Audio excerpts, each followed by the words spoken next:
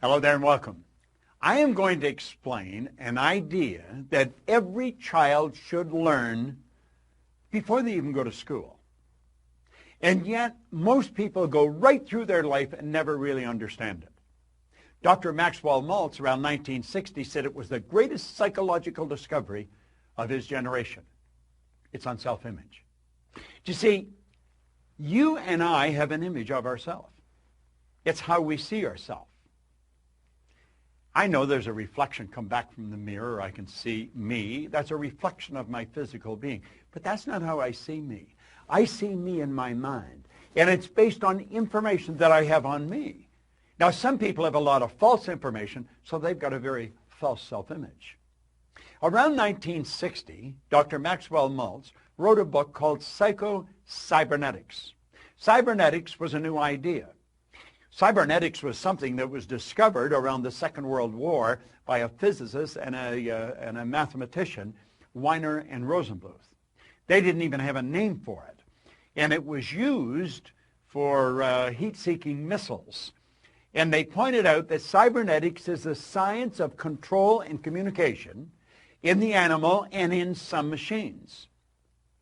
And what it does, it measures deviation from a set goal, sends information into a coordinating mechanism that'll correct the output and keep whatever it is moving towards the goal. Well, do you know you have a cybernetic mechanism locked up in you? Now, what I've just said may not make any sense to you at all, but before you finish watching this video, it's going to make a lot of sense. Now, if you've heard me speaking at any event or in any video or audio, you've heard me talking about paradigms. Paradigms are nothing but a multitude of ideas, a multitude of habits that are fixed in the treasury of our subconscious. Paradigms are partly genetic and partly environmental. In other words, the ideas are built right into the genes at birth. That's why we look so much like our relatives. So when we tie all these together, it makes a very interesting story. And I'm going to ask you to sit back, take notes if you want, but really pay attention.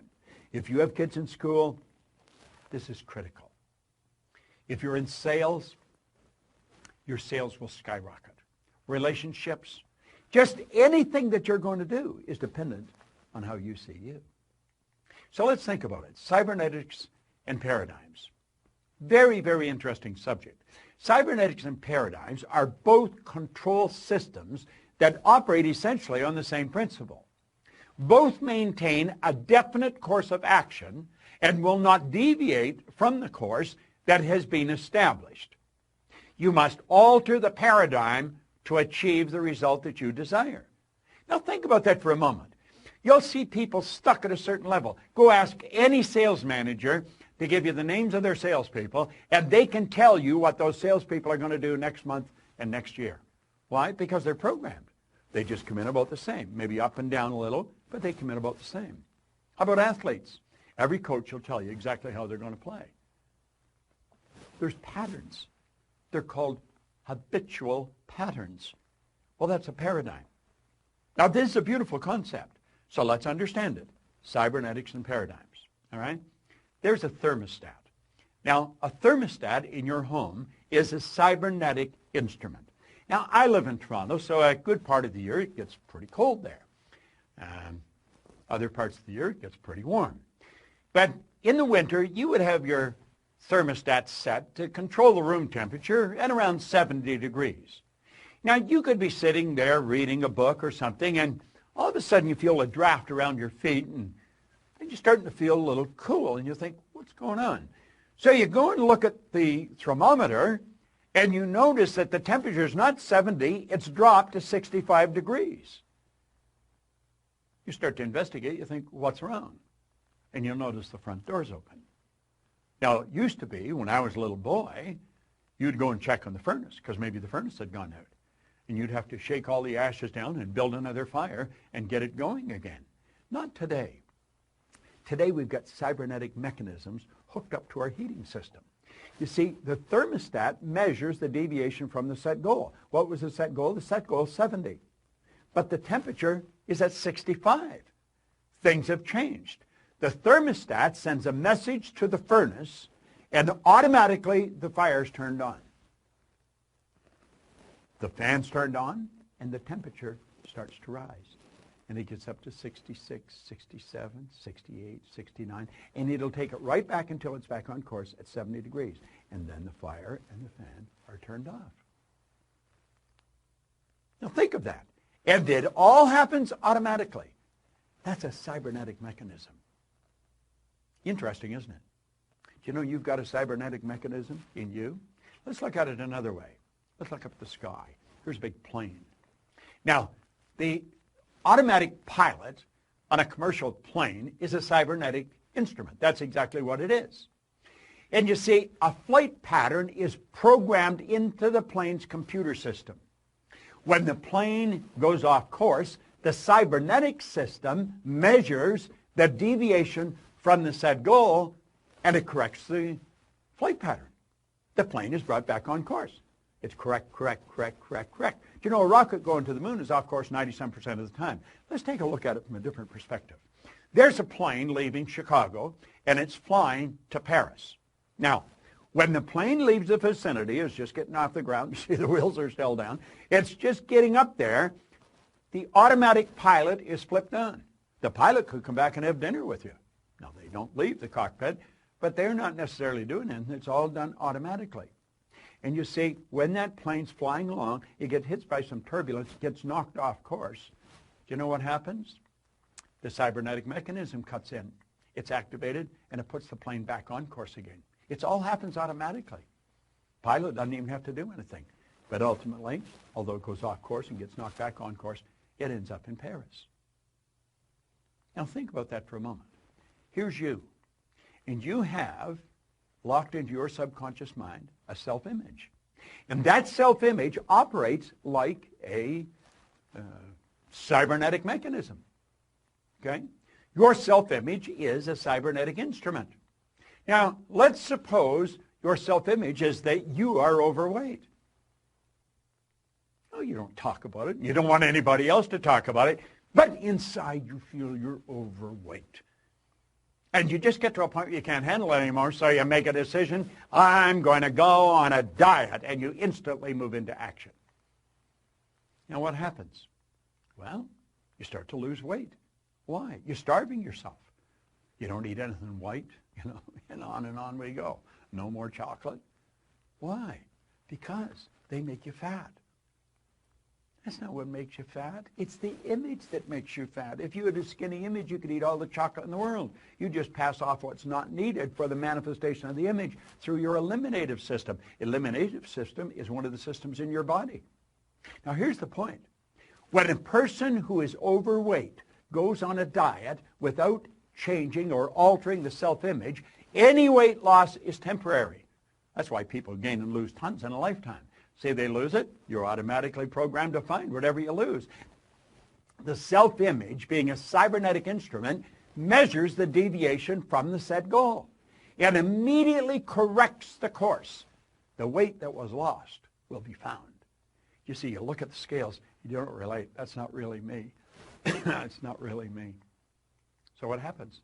The weight's put back on again. Isn't that interesting?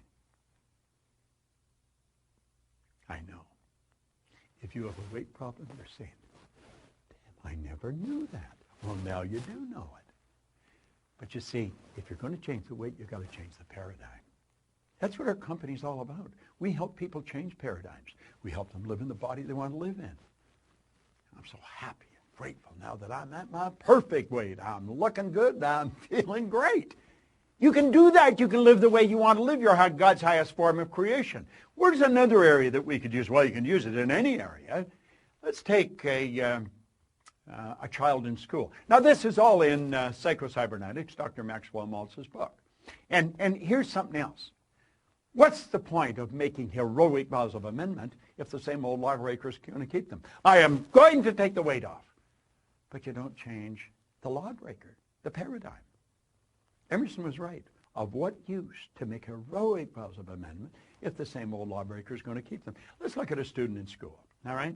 Now, there's the subconscious mind, okay? And the student, the image, child has an image. You see, the child's self-image is a cybernetic instrument. That's exactly what it is. And the child has an image of poor grades. This is biographical, by the way, because that's the image I used to have. And I got them. Sure did get them. And you see, when a person is receiving poor grades in school, it's an expression of a self-image. It's the self-image they hold that they're expressing. The person believes they are not very bright. They, of course, receive a report card that reflects the poor image that they've got. And they take the report card home, and there's trouble in River City. I mean, I lived with this all the time I was in school. The child's grounded. They're made to study. Now, what the parent doesn't know and what the child doesn't know is really rather sad. See, the child cram, and the marks go up. But what the parent and the child do not understand, the parent is unaware that the real problem has the child. They have them give up recreational activities. They make them study. The grades improve, but the improvement's temporary. Why? The child has never changed the self-image.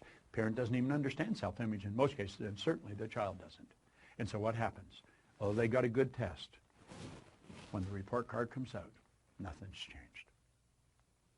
Now, why would people live that way? They live that way because they don't know any different. And that is rather sad. See, we should learn to live the way we really want to live. We've got to understand this concept of self-image, of cybernetics, of paradigms.